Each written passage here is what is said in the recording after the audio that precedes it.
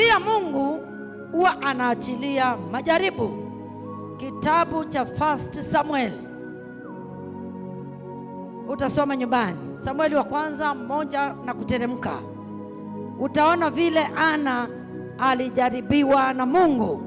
Mungu alifunga tumbo la Ana, na wakati ulipofika Mungu yule yule akafungua tumbo la Ana. Amen. Na akapata nabii Samueli. Wacha nikwambia watu wa urejesho,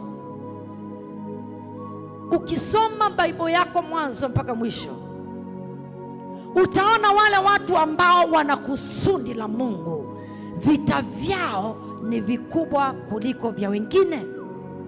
Narudia tena, wale watu ambao wana ndoto kubwa, Yes.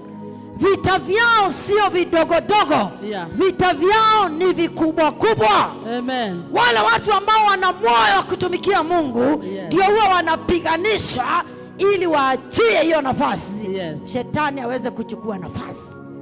Ndio maana Biblia inasema kwamba shetani atampiga mchungaji. Tafsiri ya mchungaji ni kiongozi. Akipiga kiongozi wa praise imeisha nguvu. Akipiga kiongozi wa band imedhoofika. Akipiga kiongozi wa kwaya ina nguvu tena. Ina maana ule linda akivunjwa moyo, kikundi kile kimeisha. Ni kabisa. Kwa hivyo shetani ana deal na leader.